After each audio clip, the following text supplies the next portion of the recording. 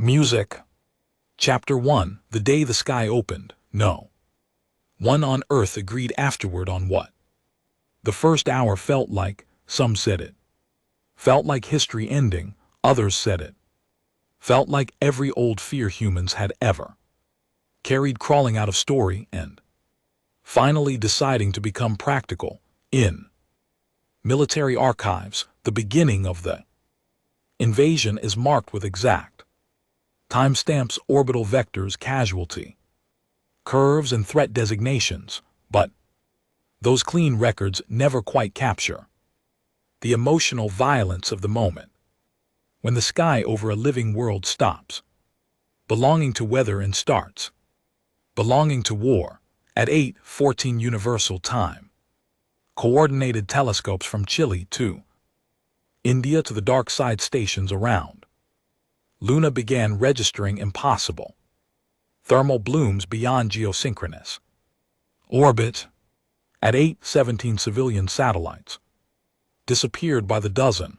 At 8:19 every long-range defense network on Earth confirmed the same impossible fact.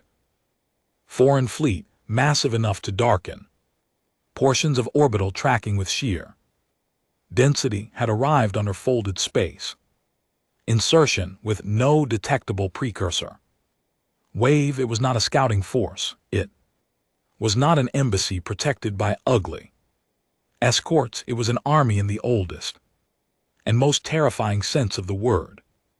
One built to land, seize, kill, and remain. 3 minutes later, before world leaders had even finished the first round of denial and confirmation, the invaders began their descent. They came in towers of fire. The first wave was not ships in the cinematic sense. It was drop architecture, armored descent, cylinders by the hundreds of thousands, each one burning through the upper atmosphere under controlled braking fields, each one large enough to hold platoon or warframes or supply organisms no human doctrine had names for. From the ground it looked as though the sky itself had cracked and was shedding molten teeth. People in cities filmed them. People in rural areas stared with mouths open beside tractors, fuel pumps,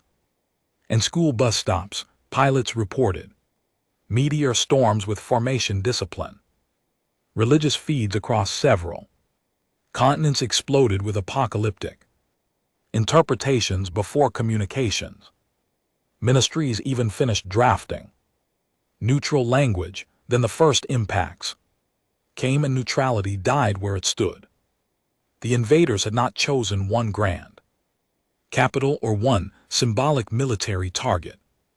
They struck everywhere that mattered in parallel deserts, plains, coastlines, forests, industrial belts, transport corridors, island chains, agricultural interior, mountain passes, old Air Force ranges, civilian ports. It was the sort of landing pattern only possible for a species that had studied a world clinically enough to understand that civilization survives through networks, not monuments. Earth in those first terrible minutes learned that its enemy was not merely strong, it was intelligent in the cold, predatory way that assumes every life-supporting system is just another artery to be cut. The alien species later came to be known as the Karen Ascendancy, though on the first day humans knew them only through scattered visual fragments and battlefield panic. They were larger than humans on average, built in dense, asymmetrical lines like something evolution had sharpened for crush rain combat before technology elevated the same instincts into empire. Their armor looked grown rather than manufactured. Black gold carapace plating that flowed around joints and thickened under fire, layered over bodies with too many scars visible wherever the plating parted. Their helmets were faceless, except for horizontal crimson slits that brighten when they acquired targets. They did not shout while landing, they did not broadcast demands, they came down, opened their drop shells, and began killing with disciplined silence.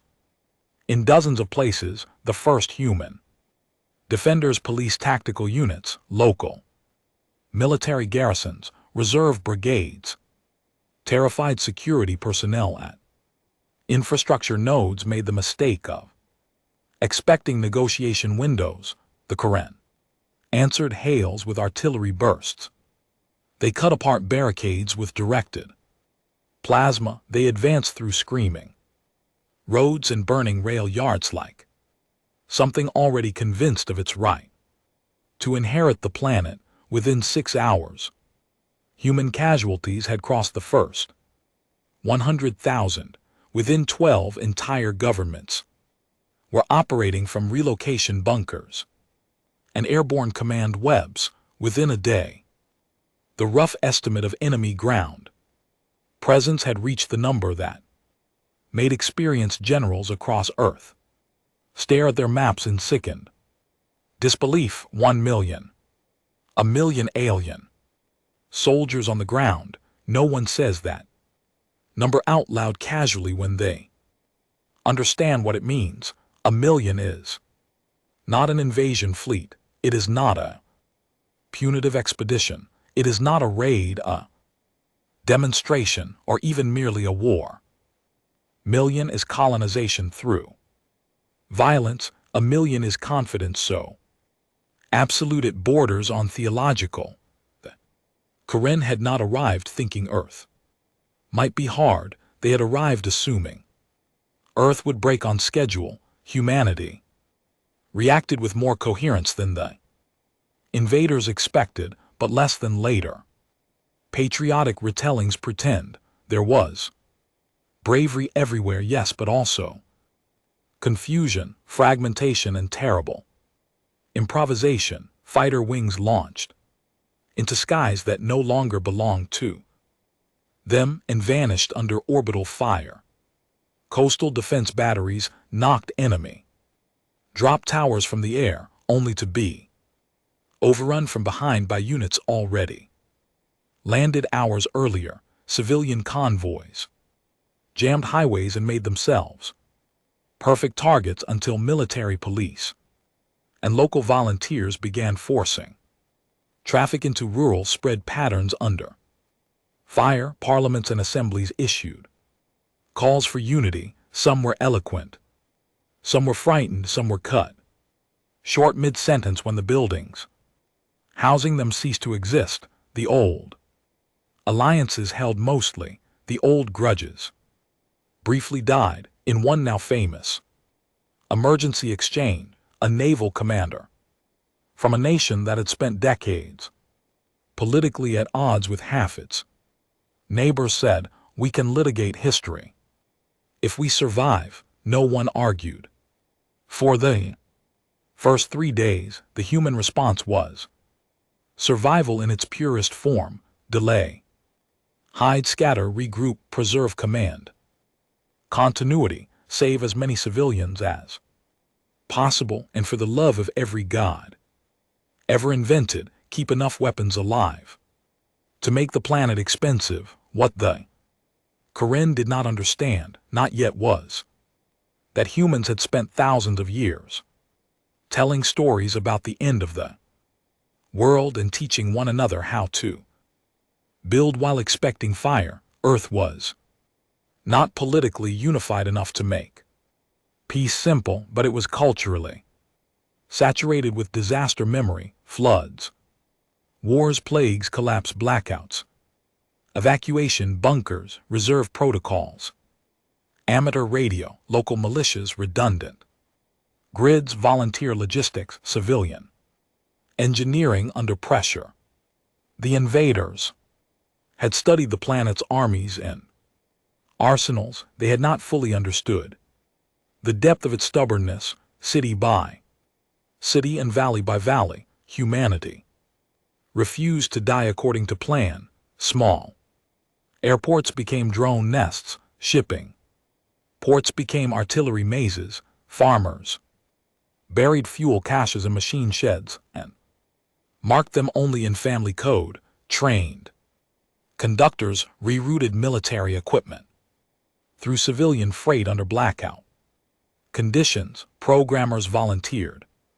Cyber defenses from basement while older veterans ran neighborhood survival. Grids, nurses worked under shattered ceilings, firefighters drove through plasma fall to reach hospitals. Children were hidden in subways and mountain tunnels while parents went back above ground to hold doors no one had designed to stop an interstellar army. Still, by the end of the second week, the map looked hopeless. The Karen controlled broad ground across 6 continents. Their orbital fleet remained dominant.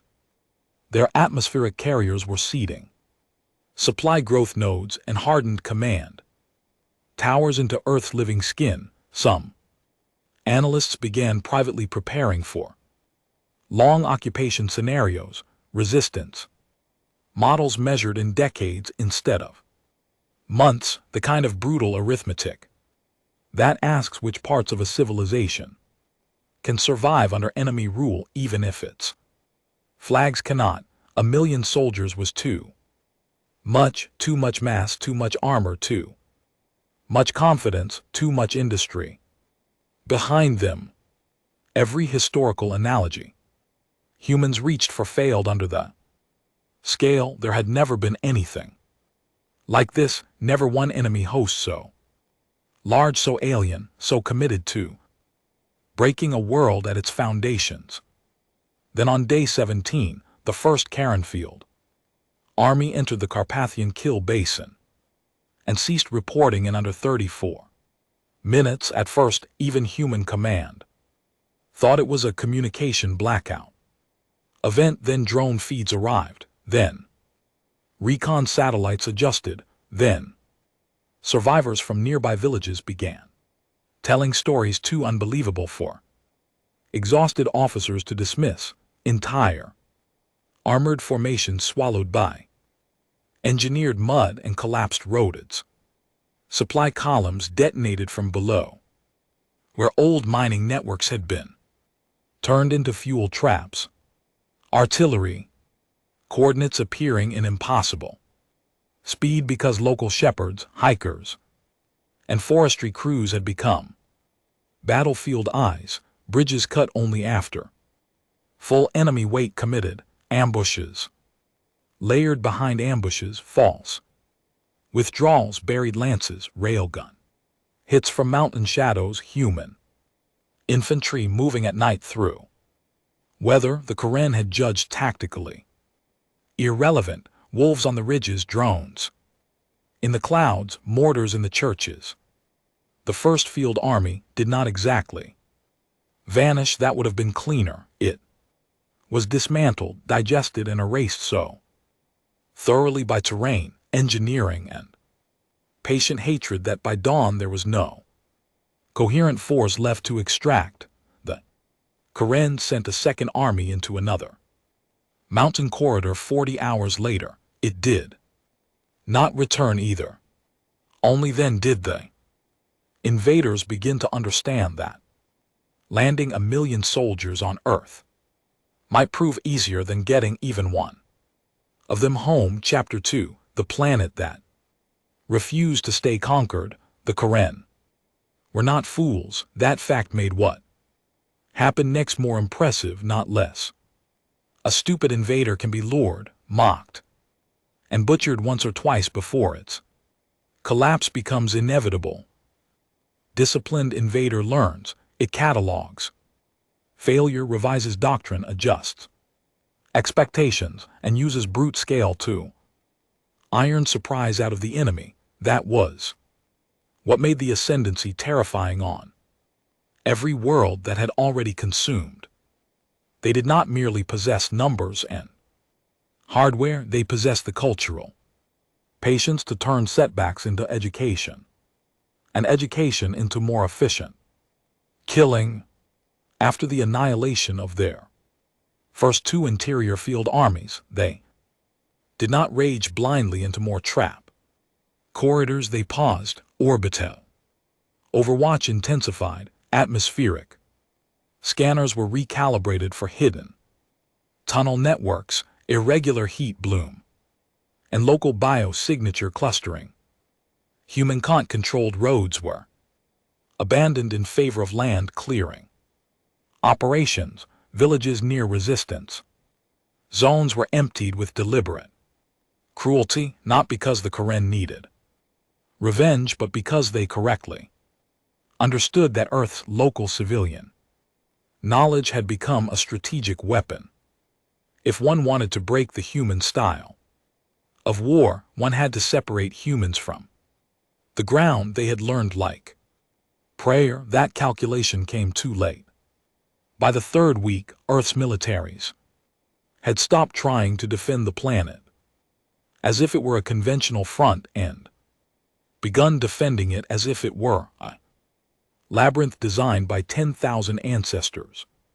With a grudge, unified world command, fragile, improvised, and surprisingly effective, divided the occupied zones into consumption theaters, not because the name was poetic, but because that was the operational goal. No caring unit was to remain merely engaged. It was to be consumed, cut from supply, denied rest, mapped, misled, bled, swarmed, buried, burned, frozen, flooded. Terrified, the human understanding of war became ecosic. They no longer asked only where the enemy was strongest. They asked where the enemy moved badly, where it trusted its own armor too much, where it assumed technology had rendered older forms of hardship obsolete, where climate could be turned from nuisance into executioner, and where civilians knew the land in ways no satellite ever would. The answer again and again was almost everywhere. Europe became the school of deliberate ruin. The Karen had hoped the continent's dense infrastructure and short-range mobility would give them control through rapid node seizure. Instead, they inherited a map full of medieval city bones, mountain weather, river choke points, tunnel systems, old fortifications, industrial ruins, and civilian populations with enough historical memory to understand that occupation is fought as much through stubborn inconvenience as through glorious battle. Human defenders detonated tunnels only after enemy armor entered. Flood controls turned valleys into armor graves. Rail lines became long rain supply bait, then explosive cages. Alpine weather stations fed targeting data to artillery hidden in old avalanche shelters in the Balkans and Carpathians. Local resistance units working with regular forces transformed every ridge road into a test of nerves, and every abandoned village into a question, and the invaders answered incorrectly at lethal cost. Karen command began referring to the region as the continent of false emptiness because every place that looked evacuated turned out to contain mines, signals, snipers, or enough old civilian spite to matter. North America, by contrast, became a war of impossible depth. The invaders landed heavy in the interior because they assumed correctly that the industrial and agricultural heartlands mattered, and incorrectly that broad open spaces were easier to pacify than old dense terrain. The first month proved them disastrously wrong. Human defenders withdrew faster in some regions than patriot songs later admitted, but the retreat was not surrender, it was invitation. Karen columns pushing through prairie. Logistics belts found grain silos rigged into firestorms, culverts buried under anti-armor spears and county roads, feeding them toward range kill zones that local National Guards, hunters, Ranchers, tribal scouts, and regular army batteries had prepared together. Under blackout, in the mountain west, armored formations vanished into weather.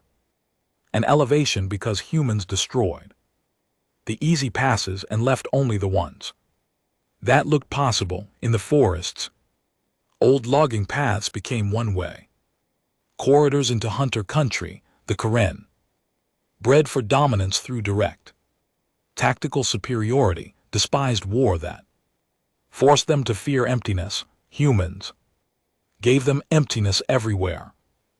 1,000 kilometers could look open and still be lethal from the ditch line. Inward, Africa and South America taught the invaders a different lesson, that terrain does not need to be urbanized to become strategic genius. In the Sahel and equatorial zones, the Karen learned what heat does to overconfident armor. When local forces on the wells, they tracks the shade and the timings. They learned what happens when rivers are allowed to move, when burned grass reopens ancient migration channels, and when everyone in a village older than your empire knows exactly which wash, ridge, and thorn corridor your machines will choose if pressured from the east. In the Amazon, the war ceased making sense to them almost entirely. Great sensors, smart guns, advanced armor, all of it meant less in a place where line of sight was measured in leaves, fungus, ruined maintenance cycles. Insects punish sleep, and humans moved with local guides through layers of green. Invaders never stopped underestimating. Karen recovery teams sent into the basin often came back with less information than fear. They could report casualties. They could report heat, humidity, and unexplained disappearances, but they could not describe the enemy in a way command liked, because the enemy there was not a single force, it was humans. Forest, water, sickness, patience, and the permanent sensation of being watched by something that had no interest in fighting fair, because fairness was a luxury for species not under invasion. Then came the sea. The Karen had assumed maritime control would be easy once orbital dominance was established. Earth's navies had suffered severe early losses, and the invaders' atmospheric carriers could range widely enough to make open ocean seem like a grave for anything too slow to hide beneath it. But humans had not spent centuries turning the sea into a strategic obsession merely to surrender it to one wave of superior technology. Submarines disappeared from official maps and reappeared beneath Karen logistics webs. Thought impossible, fishing fleets became scouts, container ships became decoys, entire wreck yards were towed into key currents as trap clutter. Coastal children, in one now famous intelligence anecdote, identified 3 disguised Karen survey buoys before military analysts did, because the local tide and bird behavior looked wrong.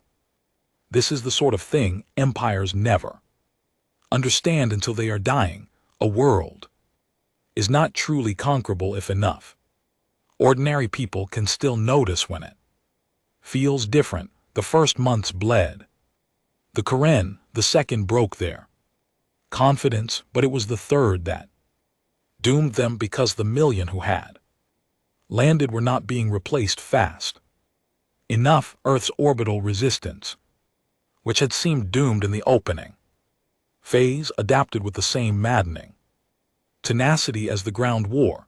Improvised launch systems, hidden anti-orbital rails, reactivated moonside assets, and civilian industry converted to war fabrication began eating into the invasion fleet ability to reinforce. The Karen still held the skies in many regions, but no longer cleanly, and every convoy from orbit to ground risked Interception, 1,000,000 soldiers had landed, yes, but once on the surface, they began to discover a terrible arithmetic. Occupation consumes men faster than invasion, and Earth was making every kilometer of territory cost blood twice, once to take, once to keep. Meanwhile, the humans had millions more of their own, and worse from the current perspective, the humans did not need every civilian to fight with a rifle for the war to become unwinnable. They needed mechanics, weather observers, amateur coders, medics, linguists, drone hobbyists, truckers, cave guides, sewer engineers, mountain rescue teams, nurses, electricians, and old women who knew which roads turned to death after rain. Earth's resistance was not a single army, it was a civilization, behaving like tissue around a splinter, and refusing to stop inflaming. By month 5, entire Karen regiments were being written into human planning tables, not as active threats but as pending isolation groups. Their fate was assumed. They were surrounded by populations who hated them, cut off from reliable reinforcement, dependent on routes already compromised, and operating on a planet whose every season became another weapon. In Siberia, winter swallowed an armored thrust that had been designed by officers who laughed at weather as a pre-industrial concern. In the desert's fuel columns died under heat and dust because humans understood that engines are just another kind of thirsty animal. In the flooded South Asian lands, amphibious infantry dissolved under disease, mud, and endless local interdiction. In city ruins, from Sao Paulo to Lagos to Jakarta to old European industrial belts, the Karen won streets and lost districts, and won districts and lost sleep until no tactical map meant anything beyond the next hour of fear. The million had landed, but they had landed on a world whose species had spent all of recorded history being told in one way or another that things stronger than them existed. Humans had not survived that lesson by being noble, they had survived it by becoming very hard to finish. Chapter 3. No Way Back to the Sky. The first time a Karen High Commander used the phrase surface entrapment cascade, it was not meant for public morale channels. It appeared in a sealed strategic memo, routed from Ground Theater South to the Orbital War Council above the Atlantic debris band, and in typical military fashion it tried to make catastrophe sound technical enough to remain manageable. The situation, the memo stated, was no longer best understood as active conquest with delayed pacification. It should instead be viewed as progressive surface entrapment of expeditionary mass under intensifying hostile planetary adaptation. In simpler language, the million soldiers who had landed were discovering they could not leave even when they won. Landing zones became death zones under artillery and partisan swarms. Extraction corridors were mapped and mined within hours. Atmospheric carriers descending for heavy lift came under fires from hidden launchers, portable rail systems, and aircraft so improvised they offended Karen aesthetics even while killing them. Earth was not just fighting the invasion, it was closing the trap above it. This realization spread slowly, and then all at once, soldiers at the sharp end had known it earlier, of course, because frontline troops always recognized doom before headquarters learns its proper terminology. They knew when evacuation requests stopped being answered with times and began being answered with probabilities. They knew when wounded comrades were told to hold. One more night in territories no sane. Medic would call recoverable, they knew. When the sky, once a promise of reinforcements, became merely another direction from which things might explode before help arrived, but empires do not permit that truth to travel upward cleanly. They claw it with doctrine, hope, punishment, and selective reporting. The Karen War state was no different. It took 6 full months and the destruction of 3 major orbital logistics spines before the command strata truly accepted that Earth was no longer a campaign. It was a grinder designed to turn invasion mass into isolated legends of horror, none of which could be assembled back into victory. By then the humans had begun their counterfall. The name came from media first, then military briefing, shorthand, then eventually the official record, which always likes pretending it invents what frightened soldiers already. No, counterfall was not one offensive. It was the planetary moment when humanity stopped asking how long it could endure occupation and started calculating how to erase it district by district. There were no giant parades, no single impossible fleet charge. The war's romance, if anyone wanted to call it that, was distributed in ugly, practical increments. Orbital denial. Guns hidden in mountain caverns began firing in coordinated windows so precise that Karen carriers had to hold higher, making drops slower and easier to intercept. Rail networks and mag-lev skeletons which the invaders had repeatedly bombed came back in patchwork forms under camouflage, because human engineers are pathological about repairing what should stay dead. Drone swarms multiplied. Cyber war cells learned Karen battlefield language faster than expected and began making their own command systems hallucinate. Threats in the rear, food chain stabilized behind the front, ammunition flow improved.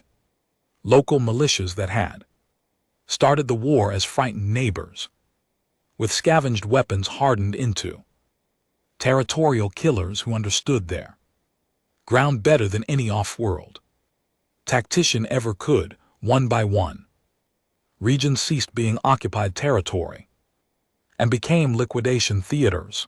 The Karen tried to concentrate their surviving strength into continental fortresses. This was sensible by normal military logic. Scattered units die. Massed units can still strike, bargain, or at least be extracted if the skies clear. But concentration on Earth meant presenting humans with what they wanted. Most certainty. 1 million soldiers had once been too many to think about in one image.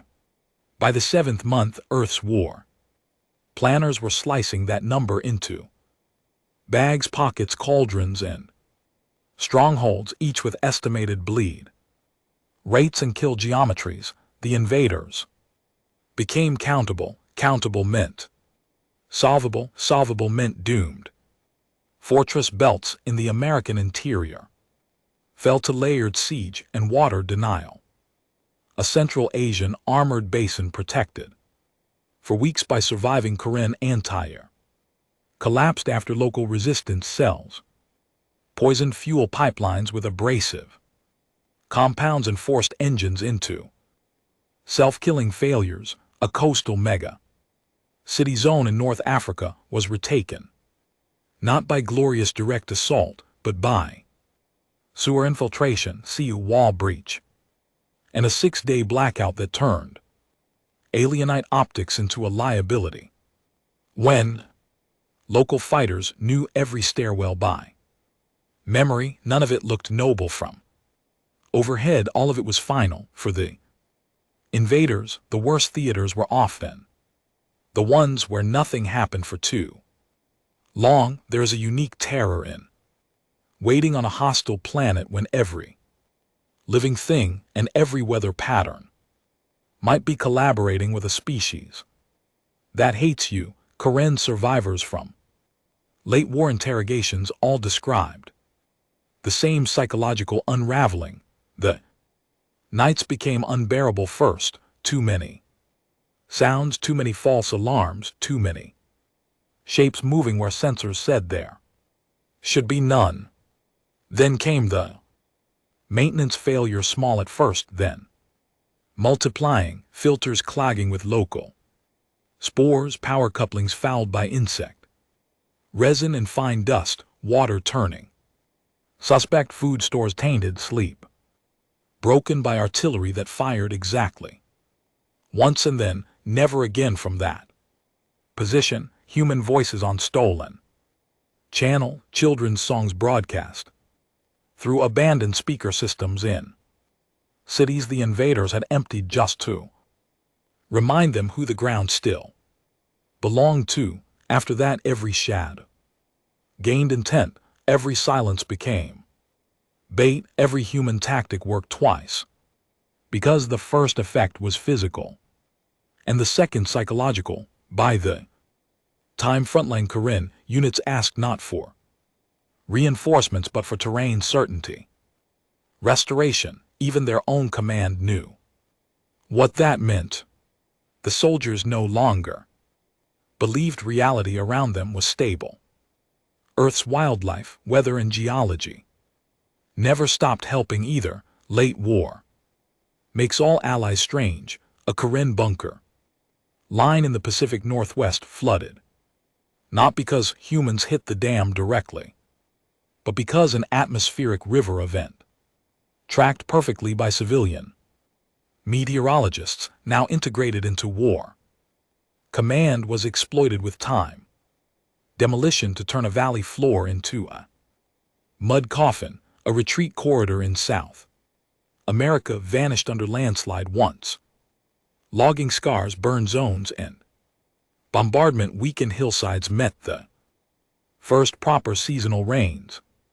In East Africa, a surviving alien brigade attempted nocturnal movement around what it thought was a quiet animal migration basin and instead triggered a panic cascade among thousands of massive herbivores under drone harassment and mortar light. The survivors of that disaster later refused orders involving open brushland under any circumstance.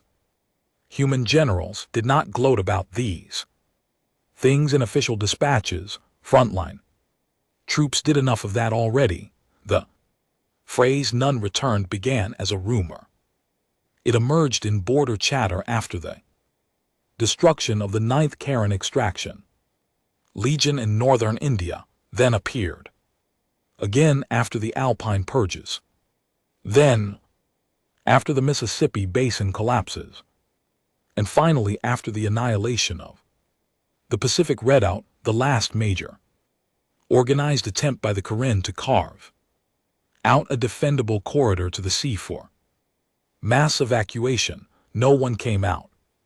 Soldiers would say not one returned. At first it meant units, then sectors, then whole landing groups. By the time the final month of the war opened, it had attached itself to the original invasion number with a force no propaganda office could have manufactured. 1 million alien soldiers had landed, not one returned. Strictly speaking, a tiny number were captured alive before the end, but no caring combatant who came to Earth ever made it back to their empire as a free soldier.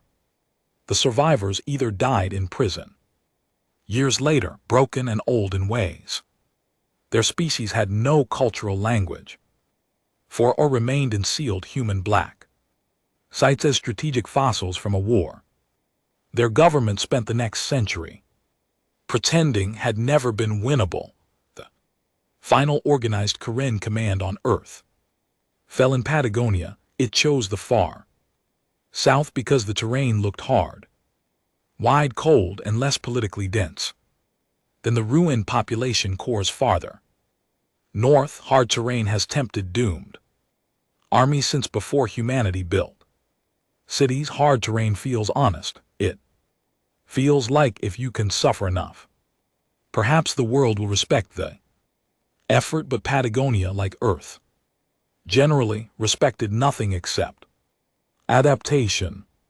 The Karen dug into wind-carved plateaus, old research bunkers and cliffside launch cradles, facing the southern sea, hoping to hold until one surviving orbital spire could punch a corridor open for extraction. Human command let them hope just long enough to fix the coordinates. Then came storm, bombardment, sabotage, blackout, landslide, close assault, in the long final collapse of a force too exhausted to understand which disaster belonged to humans and which belonged to the planet. By dawn of the last day, the invaders had no unified channel left. By noon, no artillery. By dusk, no command. When the final battlefield sweep reports came in, even hardened human officers sat quiet over them for a while. Million alien soldiers had landed, not one returned. The sentence looked too large to be true, too mythic, too clean, for a war that had been so dirty in every practical sense. Yet there it was, in the arithmetic, paid for by cities and farms and trenches and mass graves and old bridges and young dead and civilizations learning under maximum pressure what they had always been capable of. Earth had not simply survived the largest ground invasion in history, it had digested it, and somewhere far above, in the ruined orbit, where the remnants of the Karen fleet were already retreating into the dark, with what was left of their pride, the galaxy began to understand that landing on Earth had not been a military operation, it had been a mass burial, with terrible scheduling. Chapter 4. What the galaxy called Earth afterward. The war did not end when the last Karen soldier died. That is one of history's least romantic truths. Wars end on paper later than they end in blood and in memory later. Still, Earth spent years afterward lifting bodies from collapsed transit tunnels, draining armored swamps, reopening poison water systems, rebuilding cities whose maps no longer match the ground, and teaching children how to sleep through weather again after too many months of associating thunder with bombardment. Millions of civilians had died, tens of millions were displaced, entire coastlines were scarred by kinetic strikes and downed fleet debris. The air over some old battlefield zones carried metallic flavors for years. Forests regrew around wreckage that new generations later mistook for geology. In places where the invaders had landed hardest, people planted memorial orchards because stone felt too cold and steel too much like the enemy. Human victory, if that was the word, never looked simple from the inside. It looked like reconstruction, grief rituals, prosthetics, archives, forensic teams, rereals, public trials for collaborators, and 1,000 ordinary acts of continuation. Humanity did what it always does after surviving catastrophe. It turned survival into labor. The galaxy, however, had its own way of metabolizing what happened. At first there was disbelief, then strategic horror, then the kind of fascinated respect normally reserved for natural disasters, black holes, or saints no one wants to live near. Many powers had expected Earth to die noisily. Some had expected it to survive partially under occupation, perhaps as a resistance theater or martyr civilization. Almost none had imagined that an interstellar empire could land 1 million ground troops on the planet and lose every single one of them. Analysts spent decades breaking down the campaign, trying to determine where the Karen had truly failed. Some emphasized the invaders' initial underestimation of decentralized human resilience. Others pointed to orbital overreach, poor biospheric adaptation, contempt for local civilian knowledge, and the fatal decision to pursue total control instead of selective coercion. But the deepest lesson repeated in every serious war college, from the inner systems to the free belts, was simpler and more terrifying.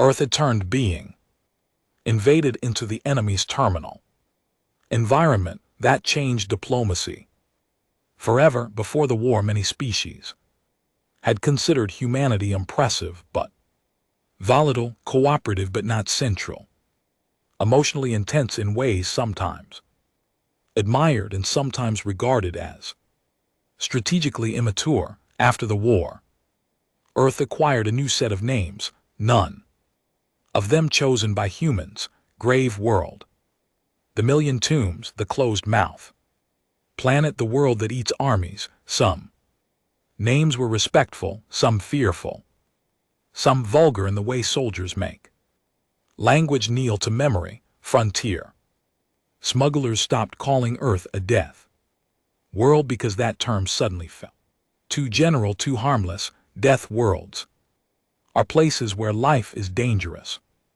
Earth, they said, was something else. A world where danger had learned logistics. In civilian sectors, the mythology grew fast and weird, as it always does around survival too vast for ordinary scale. Parents on quiet colony moons warned children not to boast too much or they would sound like a care planning committee. Freight captains used million-drop thinking as shorthand for suicidal overconfidence. The phrase "not one return" became a proverb in half the trade languages for decisions so catastrophically arrogant that even mentioning them invited social embarrassment. Humanity itself did not celebrate the line much. There were victory days, yes, there were memorial flyovers, national and global addresses, medals, remembrances, and the inevitable flood of books, films, songs, arguments, and public myth-making. But the actual survivors of the landings tended to go quiet whenever outsiders recited the famous number with too much delight. They had seen what it cost. They knew that the 1 million dead aliens on Earth had been paid for in schools full of children incinerated under orbital strikes, and medics worked until collapse, in fathers who never came home from local militia lines, in mothers who held highway barricades with anti-armor launchers because there was nowhere else left to stand, and farmers who turned their own fields into fire traps and then had to live afterward knowing where the bodies were beneath the wheat. The sentence "not one returned" sounded powerful from a distance. Up close it sounded like grave dirt. Still, the strategic consequences remained. No major power ever again made casual plans about Earth, not because humans became the strongest species in raw fleet terms overnight. They did not, but because everyone understood something that numbers alone could not express. To invade Earth was not merely to fight human militaries, it was to fight a civilization whose civilian body had already once converted itself into a planetary immune response. It was to fight on a world whose ecosystems, infrastructure, habits, weather, traditions, and cultural memory all bent under pressure towards stubborn violence. It was to risk becoming the next empire, studied by school children as an example Of fatal contempt, several expansionist blocks quietly revised their long reign doctrine to include a category once considered unnecessary. Do not occupy.